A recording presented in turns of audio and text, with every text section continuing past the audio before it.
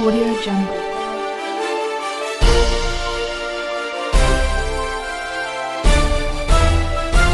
Audio Jungle.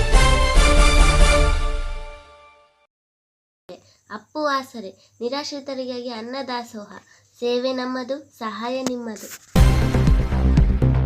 ಜನನಾಯಕ Appu TV ಅವರ ವತಿಯಿಂದ ಅಂತಾರಾಷ್ಟ್ರೀಯ ಮಹಿಳಾ ದಿನಾಚರಣೆ ಮತ್ತು BR ಅಂಬೇಡ್ಕರ್ ಅವರ ಜಯಂತಿಯ ಅಂಗವಾಗಿ ಅವರು 4ನೇ ವರ್ಷದ ಒಂದು ವಾರ್ಷಿಕೋತ್ಸವದ ಅಂಗವಾಗಿ ತಾಲೂಕಿನಲ್ಲಿ ವಿವಿಧ ಕ್ಷೇತ್ರಗಳಲ್ಲಿ ಸೇವೆ ಸಲ್ಲಿಸ್ತಕ್ಕಂತಹ ಮತ್ತು ಸಮಾಜಕ್ಕೆ ತಮ್ಮ ಅಳಲು ಸೇವೆಯನ್ನು ಸಲ್ಲಿಸ್ತಕ್ಕಂತಹ ಬೇರೆ ಬೇರೆ ಕ್ಷೇತ್ರಗಳಲ್ಲಿ ಕೆಲಸ ಮಾಡಿರ್ತಕ್ಕಂಥವ್ರನ್ನ ಗುರುತಿಸಿ ಅವರಿಗೆ ಸನ್ಮಾನ ಮಾಡ್ತಕ್ಕಂಥ ವಿಶೇಷವಾದ ಒಂದು ಕಾರ್ಯಕ್ರಮವನ್ನು ಅವ್ರ ಕಡೆಯಿಂದ ಹಮ್ಮಿಕೊಂಡಿದ್ದಾರೆ.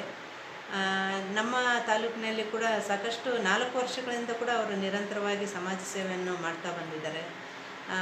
ಅವರ ಒಂದು ಈ ಕಾರ್ಯಕ್ರಮದಲ್ಲಿ ನಾನು ಕೂಡ ಭಾಗವಹಿಸ್ತಾ ಇದ್ದೀನಿ. ತಾವೆಲ್ಲರೂ ಕೂಡ ಭಾಗವಹಿಸಿ ಅವರಿಗೆ ಹೆಚ್ಚಿನ ಒಂದು ಜನಸೇವೆ ಮಾಡೋದಕ್ಕೆ ನೀವೆಲ್ಲರೂ ಕೂಡ ಪ್ರೋತ್ಸಾಹ ಕೊಟ್ಟಂಗಾಗುತ್ತೆ. ಹಾಗೆಯೇ ಯಾವಾಗ ಸಮಾಜಮುಖಿಯಾಗಿ ಕೆಲಸ ಮಾಡ್ತಕ್ಕಂಥವ್ರನ್ನ ಬೆನ್ನು ತಟ್ಟಿ ಪ್ರೋತ್ಸಾಹ ನೀಡ್ತಕ್ಕಂಥದ್ದು ಕೂಡ ನಮ್ಮ ಸಮಾಜದ ಒಂದು ಅಂಗ ಮತ್ತು ನಮ್ಮ ಸಮಾಜದ ಒಂದು ಹೊಣೆಗಾರಿಕೆ ಕೂಡ ಹೌದು. ಅದನ್ನು ತಾವೆಲ್ಲರೂ ಮಾಡಬೇಕು. ಹಾಗೆಯೇ ಅವರ ಒಂದು ಈ ಕಾರ್ಯಕ್ಕೆ ನಾವೆಲ್ಲರೂ ಸೇರಿ ಕೈಗೂಡಿಸಿ ಈ ಕಾರ್ಯಕ್ರಮವನ್ನು ಯಶಸ್ವಿಗೊಳಿಸ್ತಕ್ಕಂಥ ನಿಟ್ಟಿನಲ್ಲಿ ಎಲ್ಲರೂ ಒಂದಾಗಿ ಈ ಕಾರ್ಯಕ್ರಮವನ್ನು ಯಶಸ್ವಿಗೊಳಿಸೋಣ ಅಂತ ನಾನು ತಮ್ಮೆಲ್ಲರಲ್ಲಿ ಮನವಿ ಮಾಡ್ತೀನಿ. ವಿಶೇಷವಾಗಿ ಇವತ್ತು ಈ ಒಂದು ಕಾರ್ಯಕ್ರಮದಲ್ಲಿ ಒಬ್ಬ ಮಹಿಳಾ ಒಂದು ಸಮಾಜ ಸೇವಕಿಯನ್ನು ನಾನು ಇವತ್ತು ವಿಸಿಟ್ ಮಾಡ್ತಕ್ಕಂಥದ್ದು. ಬಹುಶಃ ಮಹಿಳಾ ಸಮಾಜ ಸೇವಕಿ ಅಂದರೆ ನಿಜವಾಗ್ಲೂ ಈ ಒಂದು ಮಹಿಳೆ ಹೆಸರು ಯಾರಿಗೆ ಗೊತ್ತಿಲ್ಲ ಅನ್ನೋಷ್ಟರ ಮಟ್ಟಿಗೆ ಇಲ್ಲಿ ಏನು ಸಂಡೂರು ತಾಲೂಕಿನ ಪುರಸಭೆ ಒಂದು ವ್ಯಾಪ್ತಿಯಲ್ಲಿ ಕೆಲಸ ಮಾಡ್ತಕ್ಕಂಥ ಏಕೈಕ ಮಹಿಳೆ ಅಂತಲೇ ಹೇಳ್ಬೋದು. ಯಾಕೆಂದರೆ ಇವತ್ತಿಗೂ ಕೂಡ ಅವರ ಒಂದು ಅಧ್ಯಕ್ಷ ಸ್ಥಾನದಲ್ಲಿ ಏನು ಮಾಡಿರ್ತಕ್ಕಂಥ ಜನಪರ ಕೆಲಸಗಳು ಇವತ್ತಿಗೂ ಕೂಡ ಕಣ್ಣಿಗೆ ಕಟ್ತಕ್ಕಂಥದ್ದು.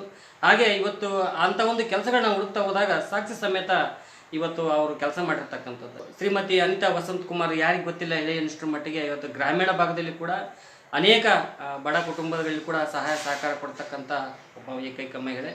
ವಿಶೇಷವಾಗಿ ಅವರ ಪತಿಯವರು ಕೂಡ ವಸಂತಕುಮಾರ್ ಇವರು ಇವತ್ತು ಸಂಡೂರು ಭಾಗದಲ್ಲಿ ಯಾವುದೋ ಒಂದು ತೊಟ್ಲು ಕಾರ್ಯಕ್ರಮದಲ್ಲಿ, ದೇವಸ್ಥಾನದ ಕಾರ್ಯಕ್ರಮದಲ್ಲಿ ಅಥವಾ ಯಾರೋ ಒಂದು ಮನೆಯಲ್ಲಿ ಲಿಂಗೈಕ್ಯ ಆದರೂ ಕೂಡ ತಮ್ಮದೇ ಆದಂಥ ಒಂದು ಸಹಾಯ ಸಹಕಾರ ಹಾಗೆ ಬಡವರ ಒಂದು ಕಣ್ಣೀರಿಸ್ತಕ್ಕಂಥ ಕೆಲಸ ಇವತ್ತಿಗೆ ಕೂಡ ಮಾಡ್ಕೊಂಡು ಬಂದಿರತಕ್ಕಂಥದ್ದು.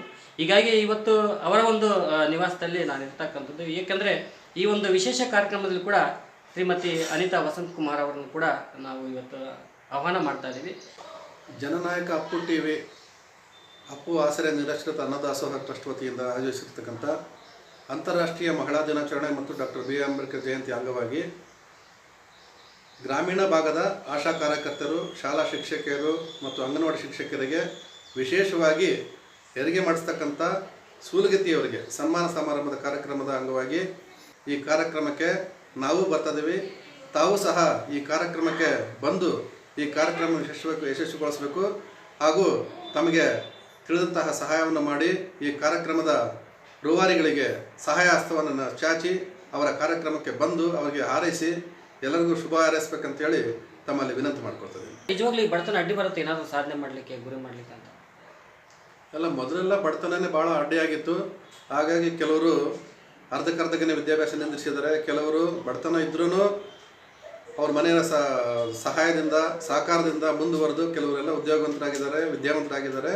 ಹಾಗಾಗಿ ಈಗಿನ ಕಾಲದಲ್ಲಿ ಎಲ್ಲರೂ ಎಷ್ಟೇ ಬಡತನ ಇದ್ದರೂ ಸಹ ಮಕ್ಕಳಿಗೆ ಓದಿಸಿ ವಿದ್ಯಾಭ್ಯಾಸ ಕೊಡಿಸ್ಬೇಕಂತ ಒಂದು ಆಶಯ ಆಕಾಂಕ್ಷೆಗಳನ್ನು ಇಟ್ಕೊಂಡಿದ್ದಾರೆ. ಈಗಿನ ಕಾಲದಲ್ಲಿ ಸ್ವಲ್ಪ ಬಡತನ ಅಡ್ಡ ಬಂದ್ರೂ ಮಕ್ಕಳಿಗೆ ಎಜುಕೇಷನ್ ಕೊಡ್ತಕ್ಕಂಥ ಪ್ರವೃತ್ತಿ ಮುಂದುವರೆದಿದೆ. ನಿಜವಾಗ್ಲೂ ಇಂಥ ಮಹಿಳೆಯರನ್ನ ಗುರುಸ್ತಕ್ಕಂಥ ಕೆಲಸ ಆಗ್ತಾ ಇಲ್ವಾ ಅಂತಕ್ಕಂಥ ಏನೋ ಭಾವನೆ ಇದೆ ಅಂತ? ವಿಶೇಷವಾಗಿ ನೀವು ಗುರುಸಿರ್ತಕ್ಕಂಥದ್ದು ಸೂಲಗಿತ್ತಿಯವರು. ಇವರು ಸಮಾಜದಲ್ಲಿ ಎಷ್ಟೋ ಮಕ್ಕಳಿಗೆ, ಹೆಣ್ಮಕ್ಳು ಗರ್ಭಿಣಿ ಸ್ತ್ರೀಯರಿಗೆ ಹೆರಿಗೆ ಮಾಡಿಸಿ ಅವರು ಪುಣ್ಯ ಕಟ್ಕೊಂಡಿರ್ತಾರೆ. ಅಂಥವ್ರು ಗುರುತಿಸಿರೋದು ವಿಶೇಷವಾಗಿ ತುಂಬ ಆಸಕ್ತಿದಾಯಕವಾದ ವಿಷಯ ಆಗಿದೆ. ಸರ್, ಇವತ್ತು ಸಂಡೂರು ಭಾಗದಲ್ಲಿ ವಿಶೇಷವಾಗಿ ತಾವು ಭಾಳಷ್ಟು ಕಾಳಜಿ ವಹಿಸಿ ಜನಪರ ಕೆಲಸಗಳಿಗೆ ತಮ್ಮ ಮನೆ ದುಡ್ಡು ಖರ್ಚು ಮಾಡಿ ಕೆಲವೊಂದು ಉದಾಹರಣೆಗಳು ಭಾಳಷ್ಟು ಇದ್ದಾವೆ. ಕೆಲವೊಂದು ಕೆಲಸಗಳನ್ನು ಕೂಡ ಮಾಡಿರ್ತಕ್ಕಂಥದ್ದು ತಮ್ಮ ಶ್ರೀಮತಿಯವರು ಕೂಡ ಇವತ್ತಿಗೂ ಅದೇ ಹೆಜ್ಜೆಯಲ್ಲಿ ನಡೀತಕ್ಕಂಥ. ನಿಜವಾಗ್ಲೂ ಸಂಡೂರಿನ ಬಗ್ಗೆ ಒಂದಿಷ್ಟು ಕನಸು ಅಂತಕ್ಕಂಥದ್ದು. ಯಾಕೆಂದರೆ ಒಂದು 10 ರೂಪಾಯಿ ಕೂಡ ಯಾವುದೋ ಆಸೆ ಪಡೆದೇ ಇವತ್ತು ಸಂಡೂರು ಬಗ್ಗೆ ಭಾಳಷ್ಟು ಕಾಳಜಿ ವಹಿಸಿ ಕೆಲಸ ಮಾಡ್ತಕ್ಕಂಥದ್ದು ತಾವು ಏನು ಒಂದು ಗುರಿ ಸರ್? ಅಲ್ಲ, ಗುರಿ ಅನ್ನೋದಕ್ಕಿಂತ ನಾವು ಯಾರಿಗಾದ್ರೂ ಸಹಾಯ ಮಾಡಿದ್ರೆ ಅದು ಯಾರಿಗೂ ಗೊತ್ತಾಗಬಾರ್ದು. ಯಾಕಂತಂದರೆ ಪ್ರಚಾರ ಪ್ರಿಯರಾಗಬಾರ್ದು. ನಮ್ಮ ಸಾಧ್ಯವಾದಷ್ಟು ನಮ್ಮ ಕೈಯಿಂದ ಏನು ಸಾಧ್ಯವಾಗ್ತದೋ ಅಷ್ಟು ಸಹಾಯ ಮಾಡಿ ನಮ್ಮ ಆತ್ಮತೃಪ್ತಿಯನ್ನು ನಾವು ಹೊಂದ್ಕೋಬೇಕಂತೇಳಿ ನನ್ನ ಅನಿಸಿಕೆ. ಏನು ಹೇಳ್ತೀರಾ ಸರ್? ಭಾಳಷ್ಟು ಅಭಿಮಾನಿಗಳಿದ್ದಾರೆ, ತಮಗೆ ಭಾಳಷ್ಟು ಸ್ನೇಹಿತರಿದ್ದಾರೆ. ಇವತ್ತು ಭಾಳಷ್ಟು ಹುಬ್ಬಳ್ಳಿ, ರಾಜಾಪುರ, ವಿಟ್ಲಾಪುರ ಭಾಗದಲ್ಲಿ ಕೂಡ ತಮ್ಮ ಹೆಸರು ಹೇಳ್ತಕ್ಕಂಥ ಭಾಳಷ್ಟು ಬಡವರು ಕೂಡ ಇದ್ದಾರೆ. ಏನು ಹೇಳ್ತಾರೆ ನಿಜವಾಗ್ಲೂ ಸಮಾಜ ಸೇವೆ ಅಂದರೆ ಏನು? ದುಡ್ಡಿರೋನು ಮಾಡ್ಬೇಕಾ, ದಿಮಾಕು ಸ್ಟೈಲ್ಗೋಸ್ಕರ ಮಾಡ್ಬೇಕಾ, ಪ್ರಚಾರಕ್ಕೆ ಮಾಡ್ಬೇಕಾ? ಯಾರು ನಿಜವಾಗ್ಲೂ ಸಮಾಜ ಸೇವೆ ಮಾಡಬೇಕು? ಈಗ ಸಮಾಜ ಸೇವೆ ಅನ್ನೋದು ರಾಜಕಾರಣಕ್ಕೆ ಸೀಮಿತವಾಗಿಬಿಟ್ಟಿದೆ. ಸಮಾಜ ಸೇವೆ ಮಾಡಿ ರಾಜಕಾರಣದಲ್ಲಿ ಗುರುತಿಸ್ಕೊಂಡು ಮುಂದೆ ಬರ್ತಕ್ಕಂಥ ಜನರೇ ಜಾಸ್ತಿ ಆಗಿದ್ದಾರೆ. ನಿಜವಾಗದ ಕಳಕಳಿ ಇರ್ತಕ್ಕಂಥ ಸಮಾಜ ಸೇವಕರು ಭಾಳ ಅಪರೂಪ ಆಗಿಬಿಟ್ಟಿದ್ದಾರೆ.